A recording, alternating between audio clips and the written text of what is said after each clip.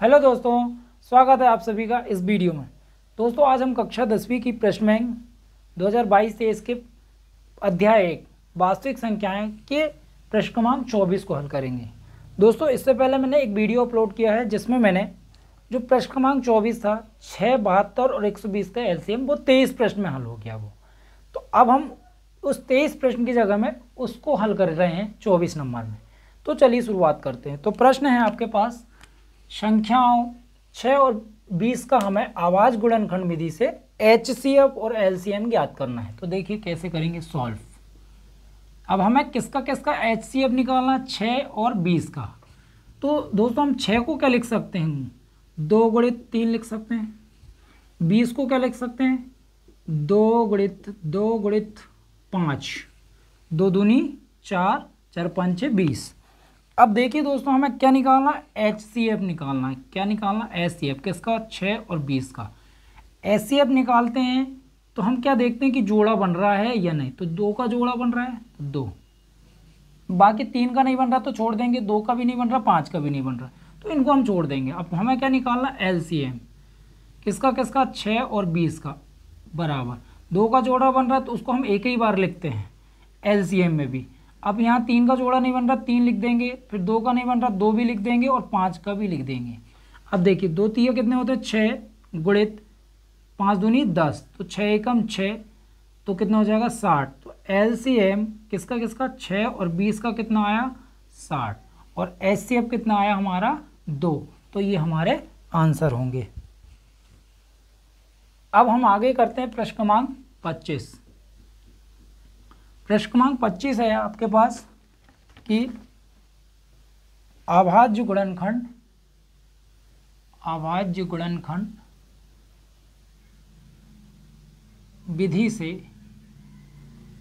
विधि द्वारा पूर्णांक कौन कौन से दिए हमको, पूर्णांकों 12, 15 व 21 का क्या निकालना है हमें, एचसीएफ व एलसीएम ज्ञात कीजिए। तो देखिए इसे कैसे हल करेंगे, सेम ऐसे ही करना है इसको भी। तो हल तो क्या हो जाएगा, 12 को हम क्या लिख सकते हैं, 2 गुणित 3, 2 दूनी 4, 4 तिया 12, और 15 को क्या लिख सकते हैं, 3 5 15, और 21 को क्या लिख सकते हैं, 3 गुणित 3 7 21। अब हमें क्या निकालना, एचसीएफ किसका किसका, 12, 15 और 21 बराबर। अब यहाँ पे 2 का जोड़ा बन रहा है, यहाँ 2 तो है लेकिन यहाँ भी नहीं है, हमें नहीं छोड़ देंगे इसे, है ना। अब यहाँ भी 2 है, यहाँ भी नहीं, सिर्फ यहाँ क्या 3, यहाँ भी 3 है और यहाँ भी 3, तो इसका एचसीएफ कितना आएगा 3। अब एलसीएम किसका किसका, 12, 15 और 21 का। तो यहाँ 2 का जोड़ा नहीं बन रहा, 2 भी लिखेंगे, यहाँ फिर 2 आ जाएगा, और ये 3 का जोड़ा बन रहा, 3 एक ही बार आएगा, गुणित 5 गुणित कितना हो जाएगा 7, तो 2 दूनी 4। अब देखिए 3 5 15 गुणित 7, अब गुणा कर दीजिए, 5 7 35 की 5 हासिल का 3, 7 एकम 7 और 3 10 गुणित 4, 5 चौके कितने होते हैं 20, हासिल का 2, 4 शून्य हम शून्य, 2 की 2, 4 एकम 4। तो हमारा एलसीएम कितना आया, 12, 15 और 21 का कितना आया 420। तो इस तरह से हमारा ये 25वां नंबर का क्वेश्चन का सॉल्व था। अब हम करते हैं 26 नंबर का क्वेश्चन।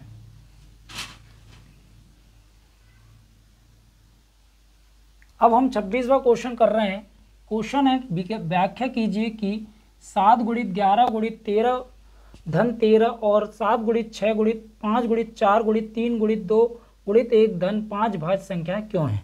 दोस्तों भाज्य क्या होता है, देखिए यहाँ जो संख्याएं लिखा थी वो भाज्य है। अब जैसे मैंने लिखा 20 और ये कहलाता है भाज्य। अब यहाँ जो संख्या लिखेंगी वो क्या होगी, भाजक। तो मैं यदि भाग देना चाहूँ 20 में तो 2 का भाग दे सकता हूँ, मतलब भाग चला जाएगा। अब यदि मैं 20 में 5 का भाग देना चाहूँ तो क्या 5 का भाग चला जाएगा, चला जाएगा। तो मैंने क्या देखा कि भाज्य संख्याएं, मतलब भाज्य संख्याओं के 2 या 2 से अधिक क्या होते हैं, भाजक होते हैं। जैसे 2 है और 5 है तो तो हम क्या लिखेंगे, सॉल्व भाज्य संख्याओं के दो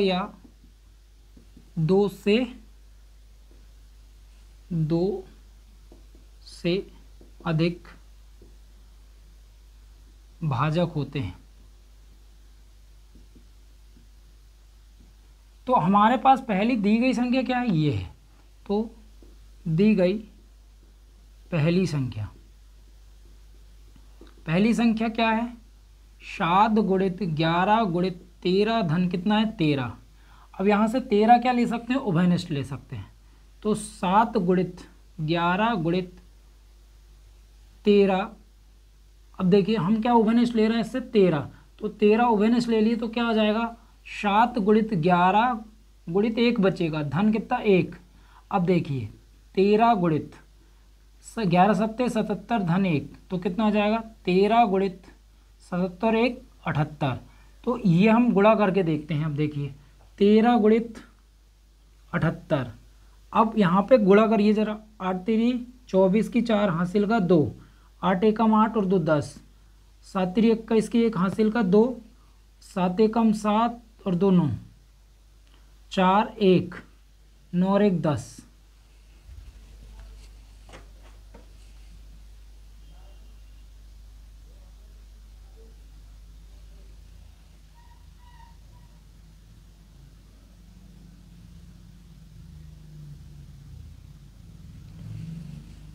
नौ और 1 10। अब यहाँ पे हमारा कितना आया, 1014 है। मतलब इसमें 13 का भी भाग चला जाएगा और इसमें 78 का भी भाग चला जाएगा।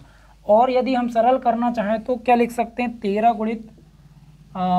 गुणित क्या लिख सकते हैं, गुणनखंड तोड़ देते हैं 78 का, तो 2 का भाग चल जाएगा, 2 3 6 बच गए 1, 9 दूनी 18, 3 का 3 एकम 3, 3 का नहीं जाएगा, चल जाएगा, 3 13 का 9, 13 एकम 13, तो कितना हो जाएगा, 2 गुणित 3 गुणित 13, तो ये हो जाएगा 2 तिया 6 गुणित 13 गुणित 13 ये। अब हम क्या देख रहे हैं यहाँ पे, 2 6 अलग है 13 अलग है, तो क्या लिख सकते हैं हम इसमें, इस प्रकार इस संख्या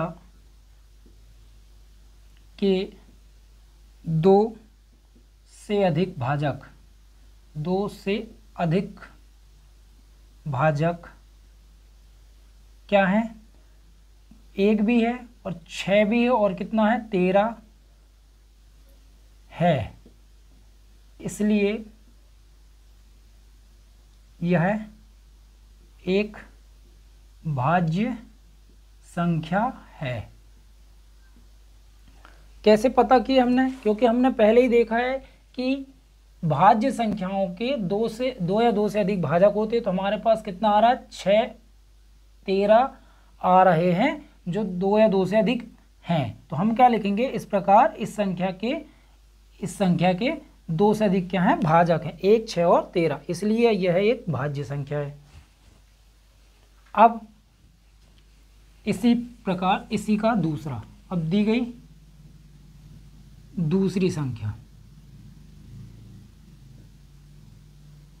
क्या है, दी गई दूसरी संख्या लिख लेते, कितना है, 7 गुणित 6 गुणित 5 गुणित 5 गुणित 4 गुणित 3 गुणित 2 गुणित 1 धन कितना है, 5।